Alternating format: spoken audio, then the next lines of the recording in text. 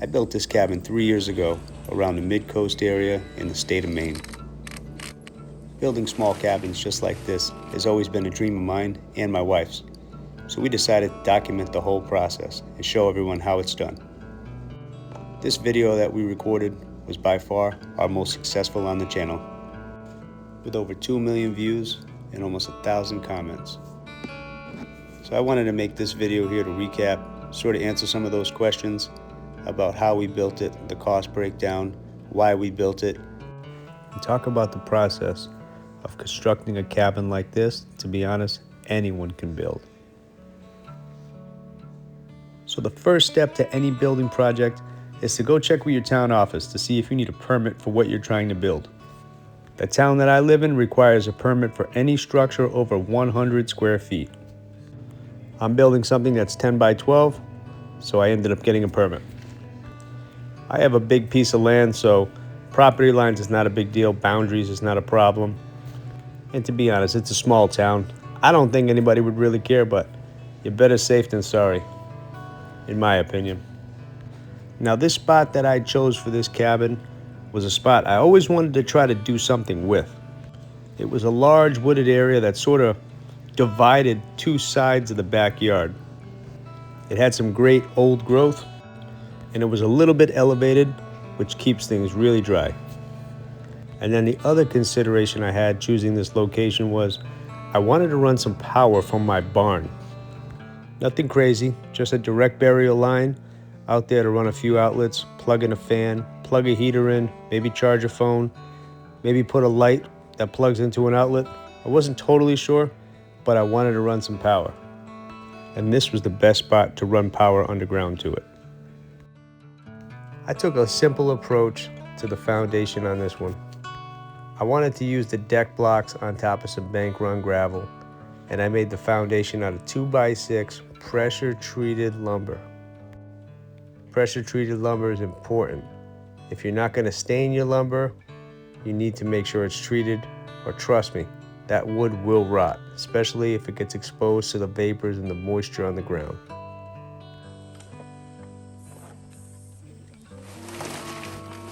When we laid out these floor joists, we did a 16-inch on center. And then we filled it in with some joist hangers. And then I took some scrap wood. As you can see here, we're gonna put some braces right in the middle there. I really think that's a big component to a strong foundation. It definitely helps strengthen the floor system. So at this point here, we're probably in about a little over $400. The 2x6s cost me about $120. Plywood was $50 a sheet. I needed 4 of those. And then the joist hangers, the nails, and the deck blocks, another $95. One of the most expensive things for this cabin build was this tongue and groove wood. At the time, it was like $12 a board, and I used a ton of it. For the front wall, for the back wall, I ended up doing the interior walls with it as well, but it's worth it. I love the look. I like how it clicks in, locks in, gives it that rustic cabin feel. You can throw a quick stain on it, it looks perfect. And now, just to be totally transparent, we did find some plans online. I forget how much we bought it for. I think it was $30. And those plans kind of gave us a general idea on how to build the A-frame. They were a little tricky to follow. A-frames have a lot of angles, a lot of different measurements. I think I lost about 10 or 12 pieces of wood just trying to cut pieces. I cut the angle wrong, cut it too short, it wasn't square, it wasn't level. But eventually we got pieces to fit. Me and my son bringing out a piece here. What a pain in the butt this was. We built it out by the garage, walked it backwards through the woods, fitting it through the makeshift path that we had to get it to the platform that we built. Luckily, it was pretty light, but what a beautiful setting that we had picked out. I'll be honest, such a great place for an A-frame. And then just like that, we're on to the hardest part of the project, making sure these angles actually work. So the A-frame design is just a triangle, but creating the triangle to fit the platform and making sure the angle in the run goes all the way to the top, it's actually a lot harder than it seems. I'm not a professional builder, so I probably wasted, I don't know, maybe 40 bucks worth of 2x4s while trying to cut. I cut the wrong size, but I guess you live and you learn. So at this point, with the 2x4s for the wall and the plywood to attach the metal roofing to, I'm about $1,000 into this project. Not so bad to get a shell together. And then the next step we wanted to do was build a dormer. We wanted an outlet. Since the A-frame is so tight, we needed a place so that you can get a little bit of an outlet with a window to try to get some of that sunlight in, especially if you're going on the side of the bed, which you'll see later in the video. You need a little space so when you hop off the bed, you kind of have a place to set down and then you can get out of the cabin. That's the trouble with the A-frame design. It looks great, but it's a little tight inside, if I have to be 100% honest. These windows that we picked up were utility windows from Home Depot. They were probably the cheapest windows you can possibly buy. They were 80 bucks a piece. But we needed a small window for that small dormer that we added on. I'm going to add some fairing strips now. That's what's going to help anchor the metal roof. It also covers that strip in between the plywood. And we're going to need 6 sheets of metal roofing for this cabin. The metal roof was 46 bucks a piece. So that gives us $256 worth of roof metal. Total cost with those 2 windows and that dormer, about $1,400 to this point.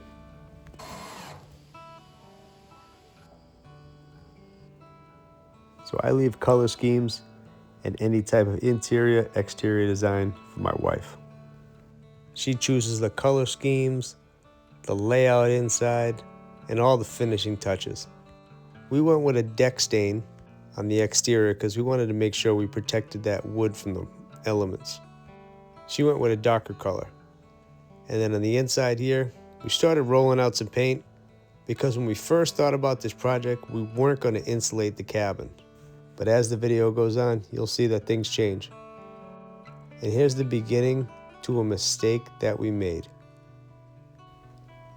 I'm installing these pieces here that are going to attach a plastic poly see-through ceiling.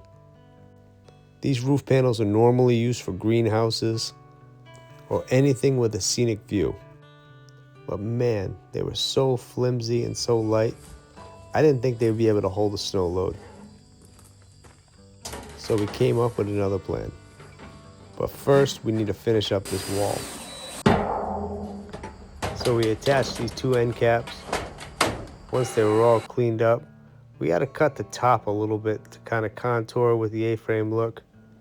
And then we put the top roof pieces on. These roof panels were another pain in the butt. Because the A-frame angle is so tight, you really need to scrunch those down so that you can get a screw in between the top roof panel and then into the wall panels. The plastic roof is not going to work out. It's just super flimsy, as you can see. This is going to be like an Airbnb, so we don't feel comfortable having it like this.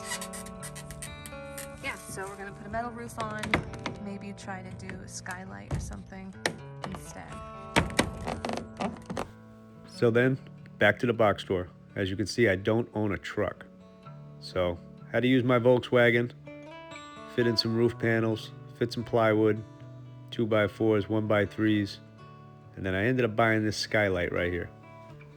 Now, you gotta take your time when you install these skylights because they're notorious for leaks. So there's my wife getting those 1x4s ready. We went with the board and batten look. And in the middle of each board, I ran 1x2 lumber to clean up that hole. And then I trimmed out that whole dormer with some extra fairing strips, the 1x3s that I had left over.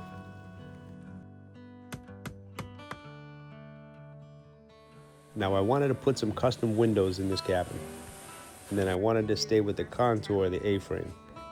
So I decided to build some triangle, single pane, custom windows to fit right there. And all you need is a glass cutting tool and some patience. I just love this tongue and groove. This actually was the first time that I ever worked with this product, and I've used it so many more times after using it in this A-frame. The front and the back wall, we ran all the way up with it. So easy to use, and after you put a stain on it, it looks beautiful. It can get a bit expensive if you're building something larger. Just wiggle that board in, tack a nail, and just keep going up the wall. And when you're buying this tongue and groove at your hardware store, make sure the boards are straight, or as straight as they can get. Especially if you're buying longer pieces of wood, those are also notorious for being wavy and crooked. It makes the process so much tougher. I remember the day I put this insulation up, and man, was it freezing. I had the day off of work, and I planned on insulating this cabin. So I went with the R13 insulation. It's a small space, so that R value is plenty enough. Plus I had the electric already ran to the cabin, so we planned on plugging in a heater. And then once that tongue and groove went over the walls, we were good to go.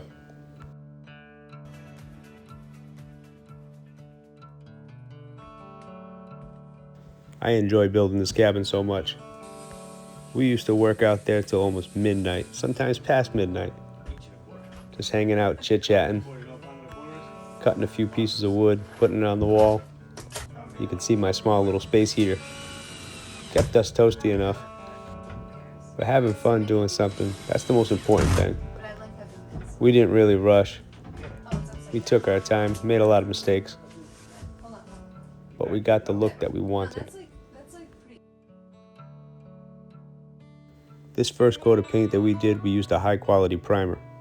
That pine wood has a lot of knots inside, and the sap always seems to leak through and cause a spot. So if you use a good primer before you paint, you should have that problem solved. It's not guaranteed, but it definitely helps out. And she approves too. Well, maybe he approves as well. And then we got another big snowstorm.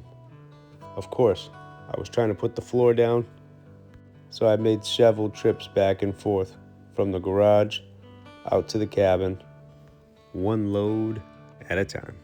It was a slow trek, but we made it.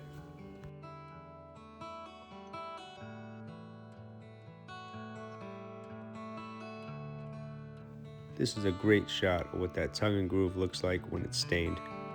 You can see all that beautiful wood shine through. Looks great with the white paint.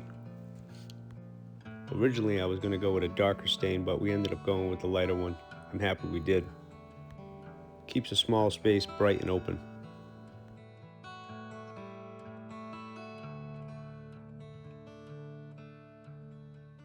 So we spent just about $300 for those floor planks. We went with the, I think they call it a life proof or life protection floor, vinyl plank flooring. But it was worth it. You know, we know it's going to be a summer cabin rental, and we just were trying to prevent scuffs and scrapes. It's supposed to have a lifetime warranty on that, so we'll see what we'll take it to the test. We'll see what happens. So overall, this 10x12 A-frame cost us about $10,000. But in that cost, I also factored in the price of the stone. We had about 16 yards of stone delivered to the house, as well as some of the landscaping pavers that we used.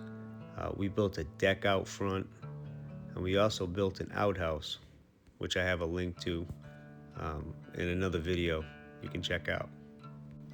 We built a fully screened in kitchen for the guests to come out. They can cook, they don't have to worry about getting soaked if it's raining outside. Prep table, cutting boards, knives, peelers, fresh water to drink. Little area for anybody who's trying to do some dishes. And then we give them a complimentary cooler if they're trying to go out for a hike during the day, go down to the beaches. Anything they're gonna need to, sort of glamp. So we ended up putting a small hammock inside there as well. And if you look close, you see my beautiful wife's feet. She's taking a break. Man, I just love how this cabin's perched up on that little knoll. This area just a few months prior was just all woods, and we turned it into something useful. Almost looks like it just should fit there. We got a smokeless fire pit, a couple chairs for the guests. There's my wife again taking another break. But there's the cabin fully built. A couple large oak trees around the area, that's why we call it Oak Hollow Cabin.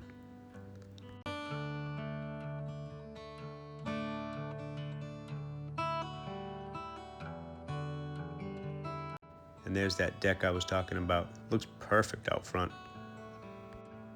And all the exterior lights on this cabin are all solar powered. Amazon has so many options nowadays. Just pick the one you like and find a spot for that panel to get the sun. But this type of cabin, I really think anyone can build it. It's a fairly simple, straightforward process, and you don't need any big tools, or really, you don't need prior experience. So go out there and make yourself a little getaway.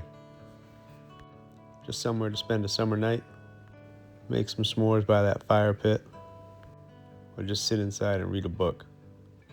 Just a great place to wake up in the morning and listen to all those birds chirping in those trees.